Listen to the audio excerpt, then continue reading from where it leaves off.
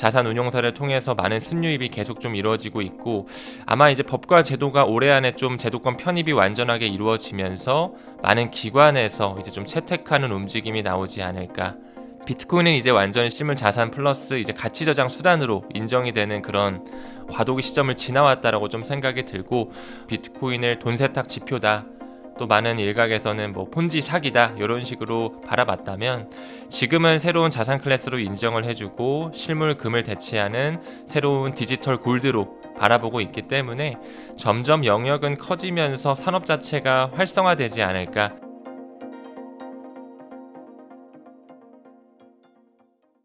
안녕하세요. 인터뷰 진행을 맡은 카프카입니다.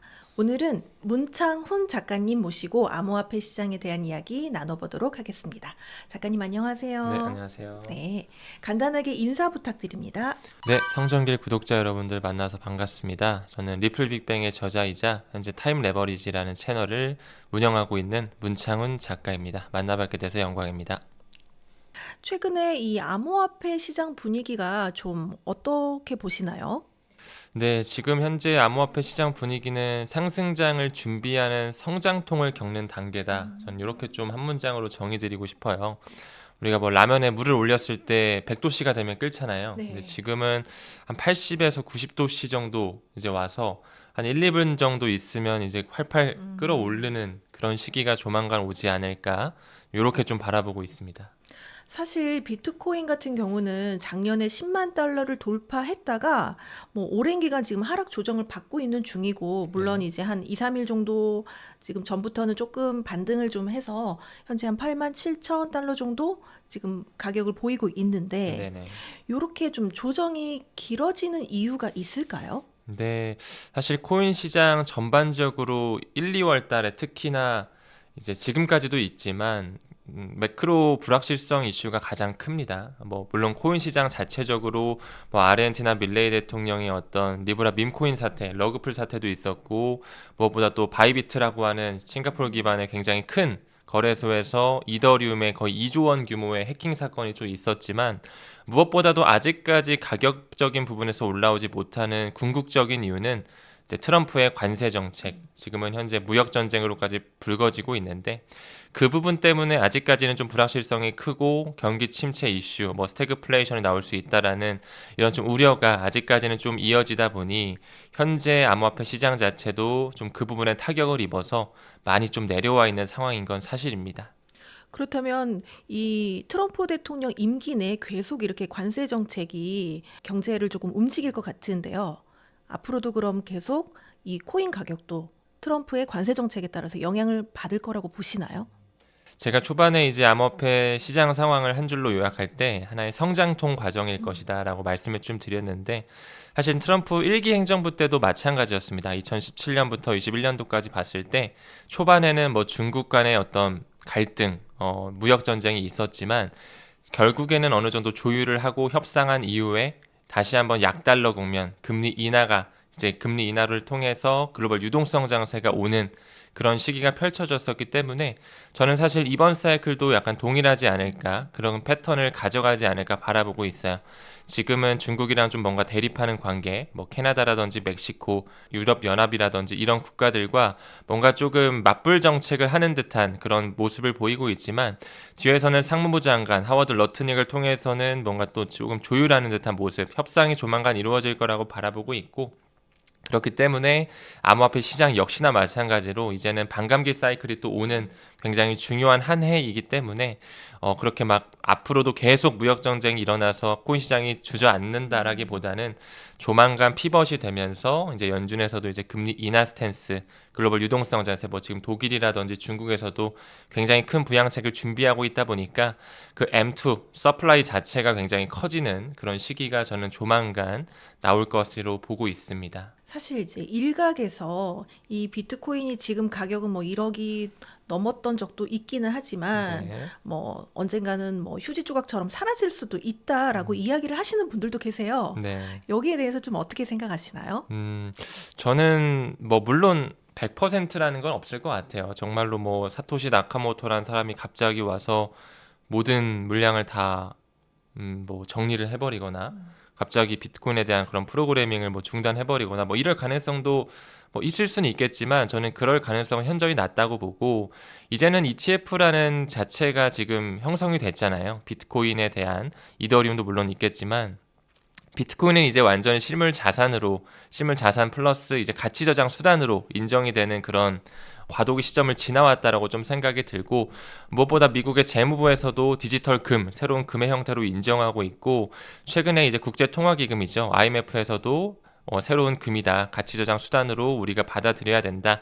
하지만 아직까지는 뭐 통화 인출권까지 SDR까지 편입되는 건 좀 시기상조로 바라보고 있지만 무엇보다도 이제 ETF도 이제 어느 정도 자리가 잡혀가고 있고 자산 운용사를 통해서 많은 순유입이 계속 좀 이루어지고 있고 아마 이제 법과 제도가 올해 안에 좀 제도권 편입이 완전하게 이루어지면서 많은 기관에서 이제 좀 채택하는 움직임이 나오지 않을까.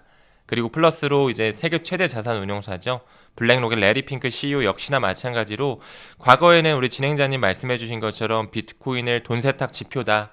또 많은 일각에서는 뭐 폰지 사기다 이런 식으로 바라봤다면 지금은 새로운 자산 클래스로 인정을 해주고 실물 금을 대체하는 새로운 디지털 골드로 바라보고 있기 때문에 점점 영역은 커지면서 산업 자체가 활성화되지 않을까 이쪽에 좀 무게를 두고 있습니다. 제가 최근에 본 영상에서 한 교수님이 그런 말씀을 하시더라고요. 이 비트코인은 결국 인간이 만든 프로그램이기 때문에 이걸 뭐 소스 코드를 바꿔서 무한 생산이 가능하도록 프로그램을 바꿀 수도 있다. 이런 이야기를 하시던데 이게 현실 가능하다고 보시나요? 일단 비트코인 같은 경우는 퍼블릭 블록체인이거든요. 이제 채굴자 그런 노드를 돌려서 그런 그래픽 카드를 계속 일을 시킨 다음에 연산을 통해서 이제 그 보상으로 비트코인을 받는 거잖아요. 근데 실제로 뭐 말씀하신 것처럼 뭐 개인이 뭔가 그렇게 악의적인 행위로서 비트코인의 어떤 생산을 중단할 수 있다거나 최근에 뭐 양자 컴퓨터 이슈도 사실 네. 나왔었잖아요. 양자 컴퓨터가 계속 너무나 발전하면서 그런 슈퍼컴퓨터의 형태로서 뭐 암호학을 해독할 수 있다. 뭐 갑자기 해킹을 할 수 있다 이런 이슈들도 사실 최근에 굉장히 많이 대두화가 됐었는데 저는 최근에 이제 그 우리나라에서 컴퓨팅 시스템이라고 하는 그 양자 컴퓨터 쪽의 대표분을 한번 만나서 얘기를 한번 나눈 적이 있어요. 지금 현재 양자 컴퓨터가 비트코인을 뭔가 되게 침범하고 뭔가 그 생태계를 없앨 수 있는 기술력이 있다라는 기사를 봤는데 어떻게 생각하시냐라고 했을 때 그분 역시도 비트코인에 대한 어떤 블록체인을 파괴한다라기보다는 개인이 가지고 있는 하드월렛이나 그런 암호를 오히려 풀어서 개인의 어떤 지갑을 해킹하는 그런 거는 가능하더라도 비트코인이 가지고 있는 지금 안정성 측면이라든지 보안성 자체는 굉장히 높게 형성이 되어지고 있기 때문에 그 부분까지 가려면 사실 최소 10년 이상 걸린다. 이렇게도 말씀을 주시더라고요. 실제로 제가 공부한 바로는 이제 양자 컴퓨터에서 정보를 저장하는 단위로 큐비트라는 단어가 있는데 이제 그게 퀀텀 비트라고도 불리우고 큐비트라고도 불리우거든요. 지금 구글에서 만들어진 윌로우라고 하는 그 큐비트 자체가 한 105 정도 되더라고요. 근데 이제 비트코인을 이제 암호를 풀기 위해서 필요한 큐비트 자체는 100만 개, 최소 100만 개 이상은 필요하다. 근데 그거를 물리적으로 계산했을 때 최소 10년에서 15년 이상은 필요하다. 이렇게 조금 바라보고 있는데 그럼 그렇다고 해서 10년, 15년 이후에 비트코인이 없어지냐? 저는 그것보다는 앞으로 이제 4차 산업혁명 시대가 옴으로써 크립토 생태계와 AI 생태계가 굉장히 많이 활성화가 되고 뭐 ETF뿐만 아니라 법과 제도화가 많이 만들어질 텐데 이런 크립토 생태계와 그런 양자 컴퓨터의 생태계가 같이 좀 활성화되면서 좀 서로 대립하는 관계가 아니라 상호 보완적인 관계 오히려 암호화폐 해킹을 막을 수 있게 양자 컴퓨터 기술을 도입함으로써 더 안정성 있고 확장성 있는 생태계로 더욱더 이렇게 경제 패러다임이 바뀔 수 있지 않을까 이렇게 좀 바라보고 있습니다. 그래서 비트코인을 뭐 이제 막 투자를 생각하신다라고 하신다면 뭐 생태계가 없어지지 않을까 뭐 가치가 0으로 수렴하지 않을까 이 부분에 있어서는 걱정을 저는 개인적으로 안 하고 있습니다. 근데 뭐 리스크적인 부분은 뭐 1% 0. 몇 %라도 물론 열어두고 투자하는 부분은 당연히 있는 거니까 이 점 좀 참고해 주시면서 투자 집행하셨으면 좋겠습니다. 이번 지금 2025년이 비트코인 사이클 중에서 가장 이제 중요한 한 해가 되는데요.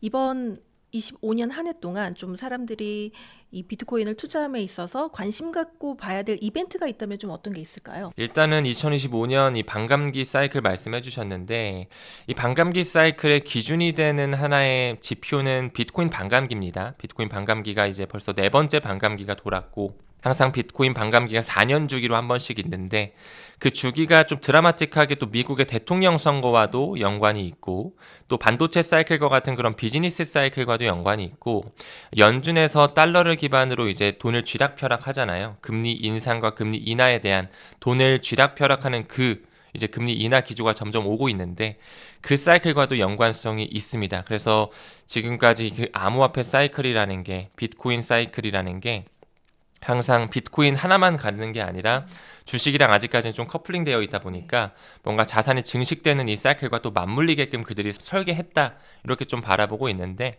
무엇보다도 2025년 뭐 최근 1분기는 너무나 힘들고 안 좋았지만 우리 진행자님께서 질문 주신 것처럼 굉장히 중요하게 바라봐야 되는 몇 가지 요소들이 좀 있습니다. 일단은 첫 번째로 ETF 지금 현재 물론 비트코인과 이더리움은 현물 ETF가 준비가 되어 있지만 지금 많은 자산운용사에서 이제 메이저 글로벌 알트코인들에 대한 ETF를 준비하고 있습니다.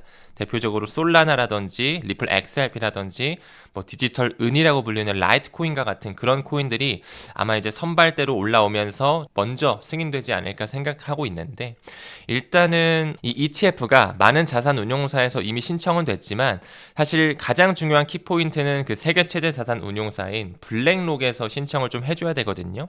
그 부분이 일단 좀 첫 번째 트리거 포인트가 될 것 같아요. 개인적으로 상반기 안쪽으로는 블랙록도 좀 어느 정도 움직이지 않을까 보고 있는데 최초 승인 자체는 사실 올해 4분기를 바라보고 있습니다. 아무쪼록 크게 봤을 때는 이런 알트코인에 대한 현물 ETF의 어떤 그런 파이프라인이 뚫리는 것 굉장히 좀 중요하게 바라볼 것 같고 두 번째로는 지금 암호화폐 많은 거래소들이라든지 플랫폼 회사들이 기업 공개라고 하죠. IPO, Initial Public Offering이라고 하는 나스닥 상장을 준비하고 있어요. 근데 그 시기 자체도 항상 그들이 하락장에서는 이런 움직임을 안 보여주거든요. 이 알트코인 ETF도 마찬가지고. 그래서 그 시기가 빨랐을 때 올해 하반기, 뭐 늦었을 때 내년 1분기까지도 점쳐지고 있는데 그런 알트코인 현물 ETF와 그들의 IPO 시기 굉장히 좀 중요한 하나의 잣대가 될 것이라고 보고 또 무엇보다 XRP에 대해서는 또 굉장히 중요한 타임라인이 있습니다. 올해 7월과 11월에 연준의 채택 일정 그리고 이제 스위프트 망 자체에 블록체인에 탑재되는 일정 그게 또 리플과 직접적으로 연관성을 가지고 있거든요. 그래서 크게 봤을 때는 뭐 알트코인과 IPO 일정 그리고 XRP에 조금 더 포커스 맞춰서 본다면 그들의 채택 일정 ISO 2002라고 하는 그 메시징 표준이 이제 공존하는 시기가 점점 다가와지고 있기 때문에 2025년 자체가 뭐 리플뿐만 아니라 많은 메이저 코인에 대해서 큰 전환점, 이정표가 되지 않을까 이렇게 좀 바라보고 있습니다. 비트코인하고 리플은 사실 각각 다른 목적을 가지고 있는 이제 프로젝트인데요. 이 현재 암호화폐 시장에서 리플이 가지는 위치는 좀 어디쯤 된다고 보세요? 현재 리플 XRP의 시가총액 자체는 원화 기준으로 했을 때 한 200조 원 정도 됩니다. 지금 코인마켓캡 기준으로 대략 10,000개 정도가 등록이 돼 있는데 등록되지 않은 코인들까지 총 토탈 총 망라했을 때는 2만 개가 넘는 코인 종류가 있어요. 굉장히 많은 코인 종류가 있는데 시가총액 기준 랭킹 순으로 봤을 땐 3위 정도, 3위, 4위 테더랑 지금 왔다 갔다 하고 있습니다. 방송 촬영 기준으로 3위 정도를 보여주고 있는데 뭐 굉장히 메이저 코인이라고 볼 수 있겠죠. 하지만 아직까지는 비트코인을 따라가기에는 좀 부족한 시가총액을 보이는 건 사실입니다. 그리고 진행자님께서 말씀 주신 것처럼 비트코인과 XRP의 이런 어떤 섹터 자체는 온전히 달라요. 지금 현재 비트코인은 이제 새로운 온라인 금으로서 가치 저장 수단, 새로운 진짜 디지털 골드의 역할을 해주고 있고 금을 대신한다면 XRP는 정말 유틸리티를 대신하는 앞으로 CBDC의 세상이 올 거고 또 스테이블 코인 법안도 점점 발의가 되고 준비되어지고 있는데 그 시기에서 어떤 메인넷을 활용할 것이냐 했을 때 뭐 리플 망도 쓸 거고 뭐 스텔라 루멘 망도 쓸 거고 이더리움 망도 쓰일 거고 솔라나의 망도 쓰일 거란 말이죠. 그런 망 중에서 대표격으로 들어가는 또 하나의 메인넷이 XRP 레저 리플 원장이다. 근데 무엇보다도 이제 CBDC의 세상이 2030년을 기준으로 해서는 이제 반드시 도래할 수밖에 없는 시대로 갈 거라고 보는데, 그때 당시에 이제 CBDC가 또 두 가지로 나뉘거든요. 도매용, 기관이 쓰는 CBDC와 개인이 쓰는 리테일 CBDC로 나뉘는데, 그 기관이 쓰는 CBDC에 이동해서 브릿지 커런시로 XRP가 쓰인다라는 것은 저는 그 부분에 좀 확신을 하고 있어가지고 굉장히 포텐셜이 좋은 코인이다라고 보고 있고, 말이 좀 샜지만 비트코인은 아무쪼록 하나의 가치 저장 수단이라면 XRP는 정말 실생활에서 활용될 수 있는 조금 더 가치의 인터넷 오브 밸류를 만들 수 있는 가치의 인터넷 세상을 만들 수 있는 그런 코인이다. 이렇게 좀 네. 정의 드릴 수 있을 것 같습니다. 방금 말씀해 주신 것처럼 지금 세계 각국에서 그 CBDC 논의가 활발하게 진행되고 있는 것으로 이제 알고 있는데요. 리플과 CBDC의 관계는 어떤 관계가 있고, 또 이 리플이 앞서 살짝 언급해 주셨지만 CBDC 인프라로 활용될 가능성은 좀 얼마나 된다고 보시나요? 네, 일단은 리플 회사와 이 CBDC라고 하는 중앙은행 디지털 통화죠. 센트럴 뱅킹 디지털 커런시의 약자인데 굉장히 밀접한 관련이 있습니다. 일단은 뭐 CBDC 세상이 오기 전서부터 말씀을 좀 드리자면, 리플사에서 XRP 레저 기반의 하나의 CBDC 플랫폼을 2023년서부터 2022년서부터 과거부터 만들어 왔어요. 그래서 많은 국가 단위로 지금 현재 파트너십을 맺고 있고, 지금 현재 파일럿 테스트가 실제로 진행 중에 있습니다. 뭐 대표적인 국가로서는 팔라우라고 하는 국가가 있고, 그 이외에도 뭐 일본이라든지 러시아, 뭐 몬테네그로, 조지아 국립은행, 굉장히 많은 콜롬비아도 있고요. 10개가 넘는 그런 국가 단위로 리플이 만든 그런 CBDC 플랫폼으로서 뭔가 좀 파일럿 테스트를 과거부터 진행해 왔어요. 시기가 굉장히 벌써 4년, 5년이 됐거든요. 그러니까 저는 이 부분에 있어서도 일단 리플사 회사 자체가 범상치가 않구나. 하나의 뭔가 뭐 회사랑 파트너십을 맺는 게 아니라 이 국가 단위로 파트너십을 맺고, 무엇보다도 이제 중앙은행 위에 있는 그런 국제 기구들 있잖아요. 뭐 국제통화기금 IMF라든지 국제결제은행, 뭐 BIS라든지 이런 회사들과도 끈끈하게 뭔가 유착관계를 맺으면서 뭐 핀테크 논문이라든지 프로젝트에 계속 리플 XRP와 스텔라 루멘이 막 언급이 되기도 하거든요. 그러니까 한마디로 CBDC 세상을 준비함에 있어서 리플사가 만든 그 플랫폼 자체가 어느 정도 관여를 하고 있다. 이 부분에 대해서는 일단 팩트 체크가 당연히 들어갔었고, 무엇보다도 아직까지는 뭐 CBDC를 미국 쪽에선 반대한다 이러고는 있지만 저는 올 수밖에 없다라고 보고 있어요. 일단은 뭐 무엇보다 지금 많은 뭐 세계 경제 포럼이라든지 G20 정상회담 그런 부분의 의제 아젠다만 보더라도 뭐 스테이블 코인, 그다음에 뭐 CBDC에 대한 어떤 그런 상호 운용성, 금융에 대한 포용성 시대를 준비하고 있고, 미국도 뭐 물론 뭐 재무부 장관이나 도널드 트럼프가 안 받아들인다고 말은 하지만 과거부터 디지털 달러 프로젝트라고 하는 그런 하나의 재단으로서 이미 CBDC에 대한 부분을 준비하고 있거든요. 그리고 이제 하물며 우리나라죠. 한국은행 자체도 다음 달부터 4월부터 6월까지 두 달간 CBDC 결제 파일럿 프로젝트 한강이라는 프로젝트를 또 진행하게 됩니다. 이제는 정말 QR코드를 통해서 블록체인으로 결제가 되는 굉장히 빠른 결제 시스템, 이제 10만 명을 대상으로 지금 신청자를 모집하고 있거든요. 그러니까 그 말은즉슨 이제 정말 뭔가 중앙은행들에서도 CBDC를 준비하는 것인데, 앞으로 그 CBDC가 온전히 왔다 갔다 되는 그 세상에서 XRP는 어떤 역할을 할 것이냐, 이 부분이 중요한 거잖아요. 근데 그 CBDC라는 게 중앙은행에서 발행한 이제 통화인데, 디지털 통화인데, 어떤 연결망, 어떤 인프라망 위에 올려서 결제가 왔다 갔다 하게 할 거냐, 이 부분이 중요해요. 그 망을 비트코인 망을 쓸 거냐, 이더리움 망을 쓸 거냐, 솔라나 망을 쓸 거냐, 뭐 스텔라 루멘 망을 쓸 거냐, 리플 망을 쓸 거냐, 굉장히 많은 후보군이 있지만 그 부분을 봤을 때 뭐 여러 가지 에비던스를 당연히 공부를 했을 때 리플 XRP 망은 이 도매용 결제, 조금 더 섹터가 큰 결제에서, 기관급 결제에서는 리플 망을 쓰게끔 그들이 어느 정도 점 찍어 놨구나. 이런 부분을 확신을 하고 있기 때문에 물론 뭐 그 이외에도 심핀 네트워크라든지 JP모건에서 만든 키네식스라고 하는 JPM 코인도 은행 내부망에선 또 쓰일 거고 하이브리드 블록체인 무역망에서는 또 심핀이라고 하는 XDC가 또 쓰일 거고 그러니까 굉장히 많은 망이 필요해요. 그 망 중에서 가장 큰 포션이 리플 네트워크가 쓰일 것이고 거기서 브리지 커런시로 활용되는 코인이 지금 우리가 투자하는 XRP 코인이 될 것이다.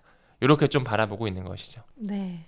사실 지금 리플이 SEC 소송 때문에 계속 좀 진통을 앓았는데 현재 이제 SEC가 소송을 취하할 거라고 리플은 계속 이야기를 하고 있는데 사실상 SEC의 지금 공식 발표는 없는 거거든요. 이렇게 좀 발표가 지연되니까 좀 이게 취하가 안 되는 거 아니냐 이런 우려도 조금 있거든요. 어떻게 보시나요? 네, 최근에 3월 중순 정도 기준으로 이제 SEC가 리플의 항소를 취하했습니다. 항소는 취하했고 아직까지 리플사도 이제 교체 항소를 했었는데 그 교체 항소를 오히려 리플사가 아직은 좀 냅두고 있는 상황이에요. 오히려 그러니까 즉 다시 말해서 이 칼자루 자체를 이 운전대 자체를 SEC에서 쥐고 있는 게 아니라 리플사에서 이 주도권을 쥐고 있다라는 거죠. 그러니까 리플사가 끝내고 싶으면 언제든 끝낼 수 있게끔 지금 시나리오가 이미 연출이 됐어요. 뭐 벌금 1억 2,500만 달러를 낼 수도 있는 거고 아니면 이제 항소를 취하하고 합의를 하면서 좀 끝낼 수도 있는 거고 이제는 그들의 선택인 건데 뭐 아직까지는 가격적인 퍼포먼스도 그렇게 좋지 않았고 진행자님 말씀해주신 것처럼 리플과 SEC의 소송 자체가 완전히 끝난 건 아니기 때문에 사실 개인 투자자 입장에서는 좀 뭔가 불안하기도 하고 왜냐면 요즘 좀 퍼드 뉴스도 많이 나오고 있거든요.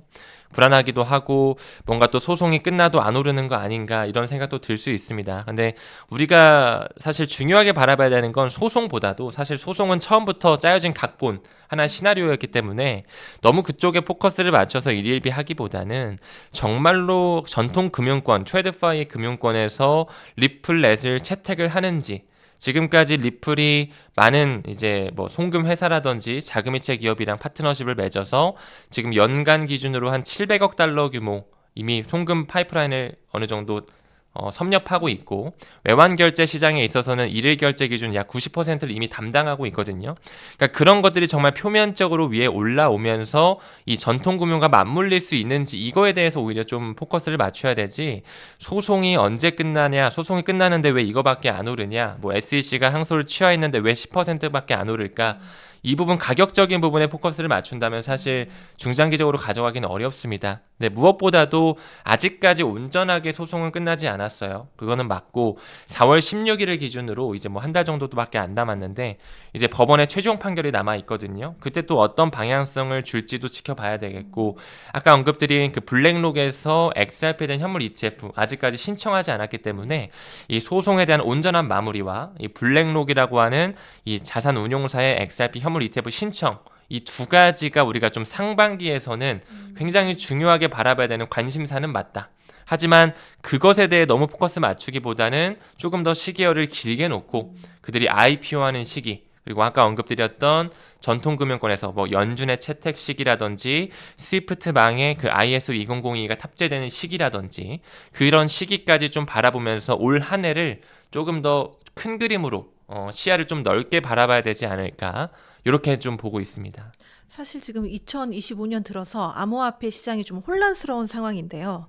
앞으로 암호화폐 시장이 좀 어떤 방향으로 갈 거라고 보시나요? 사실 1분기 자체는 2025년 들어서 너무나 혼란스럽고 힘들었던 건 사실입니다. 사실이지만 이제 시간이 지남에 따라 뭐 트럼프 관세 정책도 조금씩 누그러지면서 협상 테이블로 올라올 거라고 바라보고 있고 이제 러우 전쟁도 거의 휴전에 대한 협상 거의 다 왔다고 보고 있거든요. 지금 뭐 푸틴 대통령이랑 젤렌스키 대통령이랑 트럼프랑 중간에 껴가지고 지금 조금씩 소통하고 있는 과정 그리고 무엇보다도 최근에 나왔던 물가 지표들 이제 예상치를 소폭 하회하면서 점점 이제 물가에 대한 어떤 그런 인플레이션 지표도 완화가 되고 있고 지금 트럼프가 특히나 이제 스콧 베센트 재무부 장관이랑 미 국채 10년물 수익률 자체에 대한 금리 하향 안정화에 대한 굉장히 포커스를 맞추고 있고 약달러 쪽으로 조금 더 힘이 실리고 있어요. 그렇다 보니까 점점 글로벌 유동성 장세가 준비되어지고 있다. 그래서 앞으로 시간이 지남에 따라서 저는 암호화폐 시장도 굉장히 밝을 것이라고 보고 있습니다. 그래서 지금 현재는 굉장히 매우 힘든 시기 어떻게 보면 또 개미 털기의 시기를 지나왔지만 그들의 자금, 세력의 자금이 많이 시장에 들어와 있기 때문에 이제 그들이 충분히 끌어올리는 시기가 또 연출이 될 것이라고 봐요. 그래서 좀 기다릴 필요는 있다. 이렇게 좀 보고 있습니다. 네.